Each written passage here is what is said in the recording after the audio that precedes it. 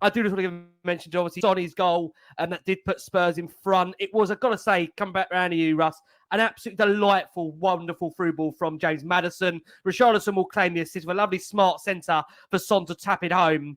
Again, timing of it occurred 2 minutes after the Diaz effort had been ruled out. Yes, I'm probably saying that to wind up Liverpool fans even more. But it was Russ, Son's 6th league goal of the season. He got 10 last year in total.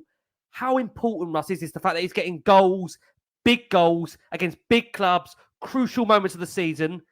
Is this the Son we need to see, especially playing down the middle, Russ, confidence-wise? Absolutely it is. And the finish was a lot cuter than you've just described there, actually, Rick. I think you've done him down a little bit. And nice one there, Akolo. It's pantomime. Very good, no, it? it's not. No, it's yes, not. It is. He's very, very important for us. And I prefer him down the middle. Always have done, as opposed to out wide. Richarlison got that job today. I still do think we need a striker, and hopefully that'll be addressed in January. Valise has come in from Argentina, but he's very, very young. But we need Sonny. We rely on him. And somebody was saying that he was a little bit sort of gingerly getting onto the bench after he came off. At the end of the game, he was walking completely unaided, clapping, smiling. So fingers crossed he's not picked up an injury that's going to stop him turning up at Luton in the next game. So I just think he's a pivotal part of what Tottenham Hotspur Football Club is as an attacking force, particularly now Harry Kane obviously is playing his trade in Germany. And instead of being out there all the time on the left and always being under pressure, apart from when he cuts in and scores some screamers, to try and find Harry Kane, that pressure isn't there anymore. And he's got every trick in the book, Sonny. And the last 2 goals he scored for us, I think, have both been absolutely fantastic. The work of a man who's still playing at the very top of his game. He's vital for us. Oh, man. Now, I've got to say, we've got a huge growing contingency of South Korean fans that follow Last One on Spurs. So I've got to say again, thank you so much to those that do listen to us from overseas or in Korea. We do love you all. And thank you for Sonny. We'll say thank you for Sonny. TJ, I'm sure you're going to, again, give some love to Sonny as well. He's now scored 22 Premier League goals against the rest of the big 6. 6 for his Arsenal, 6 for his Liverpool, 4 versus United, 2 respectively versus Chelsea, as well as Chelsea and City as well. It's goals in back-to-back games against Arsenal and Liverpool. He is the man, TJ, for the big occasion. He's coming that way, isn't he? Yeah, he is the man. And I've said this on this show many times. He's out and out my favourite Tottenham player, and has been pretty much since his arrival. I've always admired and appreciate players that play with a smile on their face, and there's no smile broader or brighter than Sonny's. I have to say as well, he's really embraced the role of being captain, not just with his performances on the pitch. I think somebody posted in the comments, some terribly clever person commented that it might have been his 200th goal in Europe.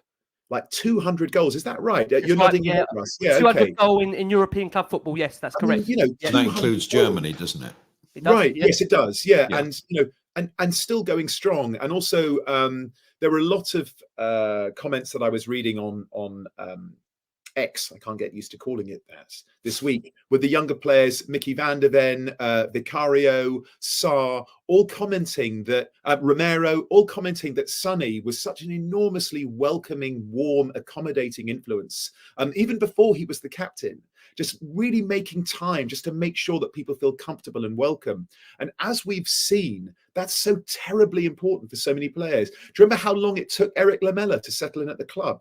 Because the culture was so difficult for him. The club flew over his entire family. They stayed with him for 6 months, yada, yada, yada.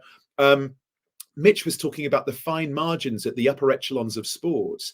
And so if something's going to knock you 3 or 4% negatively, that's going to have a huge, huge impact on your game. And so I truly believe that just the warmth, generosity of spirit, authenticity of Sonny has had such a wonderfully galvanizing effect on this team. He's wearing the captain's armband. He's a heart on his sleeve type person, the sweetest, loveliest chap that you would ever meet. And he's the captain of our club. And we're now a really young team. And so honestly, I'm so full of praise and love and admiration for Sonny. Like an incredible human being and a footballer. But in that order, human being first, lovely, lovely man. Yeah, I mean, Mitch, just to follow on with you on Sonny, he's now scored 109 Premier League goals, which means he does overtake Peter Crouch's record of 108. Mitch, have you been surprised the fact that that transition down the middle, you know, many have argued the fact they will get joy against the teams like Burnley, with no disrespect to Burnley, but against the bigger sides, he's going to struggle. Well, he's done it now against Arsenal. He's done it now against Liverpool back-to-back. How important is that for his confidence? And also for the fact that, as fans now, do you think that we can firmly believe the Sonny of, I don't want to bring his name up, sorry, of Antonio Conte's era, where he did finish the Golden Boot winner? Is that realistically possible again, Mitch, do you think? Yes, I actually think that this is the biggest season for Sonny in his Spurs career, because I guess maybe James Maddison to an extent as well, but he is the one that's had to pick up that mantle from Harry, and he's done it so well so far. Maybe it was a bit of a slow starter this season. I think a few players were, but obviously they've gotten into their groove now, and Sonny has been, you know, at the head of it. He has found a way to drive forward in games. He's able to, you know, even create goals, but he seems to be finding himself in all of the right positions. His positioning in the box is something that I've noticed has really, really improved recently. I mean, I guess he has been playing with Harry Kane for a number of years, so he will have picked stuff up off of him in how to move and attack the box. Yeah, I mean, that comment that you've just put on the screen there, Ricky, from King Hoddle, 151 goals for a player who isn't an out-and-out number 9. That's is magnificent. I mean, unbelievable. Yeah, well, we talk about the great winners in European football. You talk about your likes of Mohamed Salah.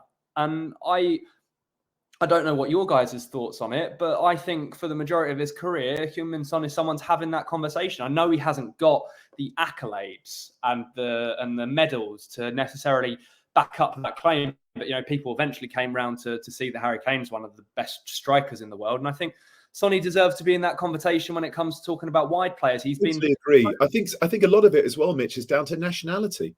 Unfortunately, if he was Portuguese or Spanish or French or Italian, I mean, it's a different conversation. I honestly think that his race, his nationality, has got a lot to do with why he's not given the accolades that he should. And again, if you talk to people, like, you know, ask Pep Guardiola what he thinks of Sonny. You know, I heard a rumbling last week that Real Madrid are looking at Sonny. I honestly think it's because he's Korean that a lot of the time people don't give him the amount of praise that he not only deserves, that he's earned. Just look at his numbers. You know, football is always going to be open to interpretation. Of course it is. It's not an exact science. But you know what is an exact science? Maths. Look at his numbers. He's world class. If you look at his catalogue of goals as well that he scored for Spurs, he scored every single type of goal under the sun, hasn't he? He scored from outside of the box, from miles out. He's run the length of the pitch and scored. He scored from 6 yards, been in the right position. So he's world class, mate. He's world Yes, he class. is.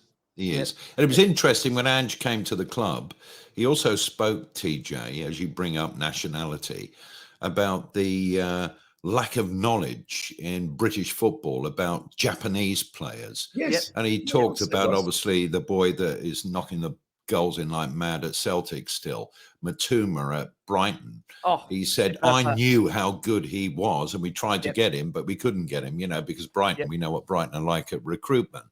So I think our game has to wake up to literally all four. We call it the four corners of the world. It's really the four circles, isn't it? You know. Yes. Well, and who's out there? Just reminded us he's a Puskas winner.